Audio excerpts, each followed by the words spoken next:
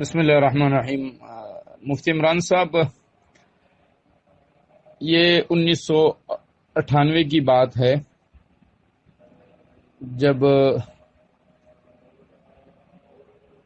باقاعدہ مشورے سے یہ بات طے ہوئی تھی کہ فضائل اعمال پر کام کیا جائے، اور کراچی میں اس زمانے میں ہمارے بڑے مفتی زین العابدین صاحب رحمہ اللہ، بھائی یامین صاحب مدظ العالی اور مولانا عبدالہادی صاحب رحمہ اللہ، ان حضرات نے باقاعدہ ایک کمرے میں ہمیں بلایا اور ہمارے ذمے یہ کام لگایا کہ آپ فضائل اعمال کی تخریج اور تحقیق کا کام کریں، اور پھر تقریباً 1 سال تک ہم یہ کام کرتے رہے، اور تقریباً فضائل اعمال کا کام ہم کر چکے تھے۔ ایک نظر ثانی کا کام رہ گیا تھا، وہاں سے مولانا مفتی عبداللہ کلام صاحب، مولانا بلال صاحب اور مولانا عمر فاروق صاحب کی سرکردگی میں ایک جماعت بنی، جنہوں نے باقاعدہ منتخب احادیث کے اس کام پر کام شروع کیا۔ موجودہ جو منتخب احادیث کی کتاب موجود ہے، اس کتاب میں مولانا یوسف صاحب رحمہ اللہ کی جو اپنی جمع کردہ روایات ہے وہ بمشکل 10% بھی نہیں ہوں گی۔ یہ سب اسی جماعت نے جمع کیے ہیں جس جماعت کا میں بھی حصہ رہا ہوں، اور یہ تینوں ساتھی بنیادی تھے، اور 1 سال کے لیے انہوں نے باقاعدہ تبلیغی اپنے مشاغل سے چھٹی تک لے لی تھی اور یہ بیٹھے رہے، اور بہت سارے علماء کراچی کے ان کے ساتھ لگے رہے، راتیں بھی ہم نے گزاری مدرسے میں، اور یہ کام ہوتا رہا۔ لہٰذا کچھ اگر کمزور روایتیں رہ بھی گئی ہے تو وہ کتابوں پر اعتماد کر کے لی گئی ہے۔ ترجمے کا کام بھائی یامین صاحب اور ان کے ساتھ ایک جماعت تھی جنہوں نے باقاعدہ ترجمہ کیا، اور مولانا صاحب صرف 1 ہفتے کے لیے آئے تھے، جب کتاب باقاعدہ تیار ہو کے احادیث کے اعتبار سے بھی ترجمے کے اعتبار سے بھی بالکل مکمل تیار ہوئی تھی، اور مولانا صاحب نے آ کے ایک نظر اس کتاب کو دیکھا ہے۔ نہ اس کے حدیث کی جمع کرنے میں مولانا صاحب کا کوئی ہاتھ ہے، نہ اس کے ترجمے میں ان کا کوئی ہاتھ ہے، صرف ایک سرسری نظر انہوں نے ڈالی ہے۔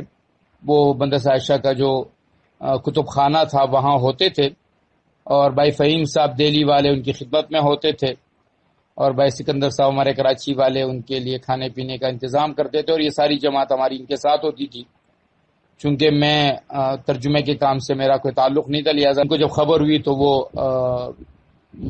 وہاں سے رائے سے تشریف بھی لائے تھے ملنے کے لیے، اور غالباً مجھے یاد نہیں ہے بات پکی، کیونکہ یہ 98-99 کی بات ہے کہ یہ 99-2000 کی بات ہے کہ مولانا کا پھر بیان ہوا تھا مدنی مسجد میں کہ نہیں، 12 مولانا 1 ہفتے کے بعد چلے گئے۔ تو یہ کتاب مولانا کی تو ہے نہیں، اور یہ کتاب مولانا یوسف صاحب کی بھی نہیں ہے۔ ہاں یہ کہہ سکتے ہیں کہ اس کا جو خاکہ ہے، اس کا جو آئیڈیا ہے، وہ مولانا یوسف صاحب کے اس آئیڈیا سے لیا گیا تھا۔ مولانا صاحب کا نام تو صرف اس پر تیمناً ڈالا گیا تھا کہ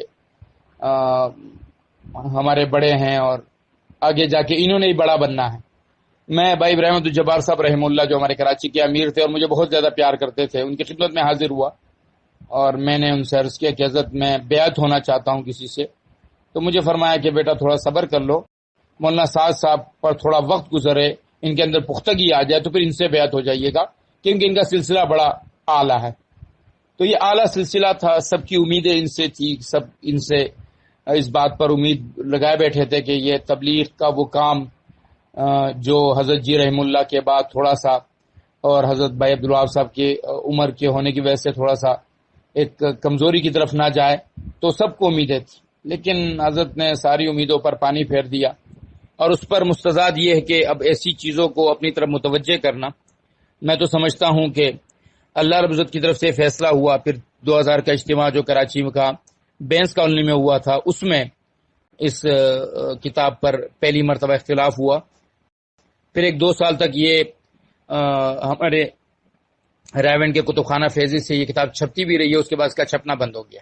تو یہ کتاب مولانا صاحب کی کتاب ہے ہی نہیں، یہ نہ اس کا ترجمہ مولانا نے کیا ہے، نہ اس کی احادیث مولانا نے نکالی ہے، اور نہ اس کا آئیڈیا مولانا کو تھا. مولانا تو صرف آئے تھے ایک برکت کے لیے، سرسری نظر ڈالنے کے لیے.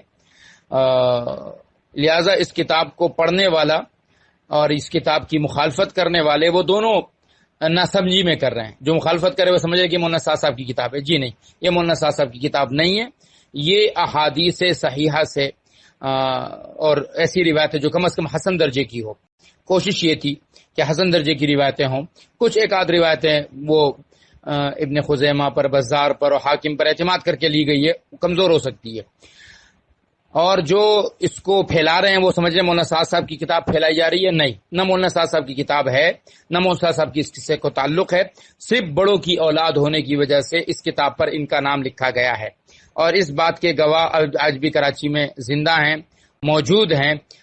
شاید ایک آدھ بات جو خلاف واقع، کیونکہ 20 سال سے زیادہ کا عرصہ تقریباً گزرنے والا ہے تو ہو جائے، لیکن یہ بات یہی ہے. بسم اللہ الرحمن الرحیم. مولی عمران صاحب، گزشتہ کچھ مہینے پہلے میں نے آپ کو ایک میسج کیا تھا منتخب احادیث کے متعلق، اور اس میں جو گزشتہ 20 سال پہلے ایک کام جو ہوا تھا، اور چونکہ میں اس وقت ابھی نیا سال لگا کے 1 سال ڈیڑھ ہی ہوا تھا آیا تھا، اور مدرسہ عائشہ میں میرا تقرر بحیثیت استاد ہوا تھا، لیکن میں بہت جونیئر استاد تھا. پھر بنیادی طور پہ جو کام تھا وہ تو فضائل اعمال کے اوپر ہی کام شروع ہوا تھا. میں نے کام شروع کیا تھا حضرات کے کہنے پر. جب منتخب حدیث کا کام شروع ہوا تو اس کے لیے، جیسے میں نے پہلے بھی عرض کیا تھا کہ حضرت مولانا بلال صاحب، حضرت مولانا عمر فاروق صاحب اور حضرت مفتی عبداللہ کلام صاحب رحمہ اللہ، یہ 3 ساتھیوں کی جماعت بنی تھی، جن کی سرکردگی میں یہ جماعت بنی تھی. اور میں نے اس پہ عرض کیا تھا کہ ان حضرات نے احادیث کی تخریج یوسف صاحب نے جمع فرمائی تھی، جس میں تقریباً 1550 کے قریب روایات تھی. اس کو بارش کے پانی نے کافی خراب کر دیا تھا ان صفحات کو، اور پھر انہیں کھلوانے کے لیے بھی ایک محنت کی گئی تھی. چونکہ وہ صفحات ہمارے سامنے نہیں ہوتے تھے، یہ حضرات ہمیں احادیث دیتے تھے، تو میں اپنے اس وقت چونکہ ہم نے زیادہ وضاحت اور صراحت نہیں سمجھی، میں یہ سمجھتا تھا کہ شاید یہ ان حضرات نے نکالی ہوگی، ہمیں دے رہے ہیں اور ہم اس کی تحقیق و تخریج کر رہے ہیں. جبکہ حقیقت حال یہ تھی کہ یہ وہی روایات تھی کہ جو حضرت مولانا یوسف صاحب نے جمع کی تھی، لیکن چونکہ وہ صفحات اس قابل نہیں تھے کہ جنہیں آگے جماعت کو دی جائے، تو اس کو کمپیوٹر سے نکلوا کے اور ہمیں دیے جاتے تھے، جس پر ہم یہ کام کرتے تھے. تو یہ ایک تصحیح ہے کہ جتنی بھی روایات منتخب احادیث میں اس وقت موجود ہیں وہ حضرت مولانا یوسف صاحب رحمہ اللہ کی خود کی جمع کردہ ہے.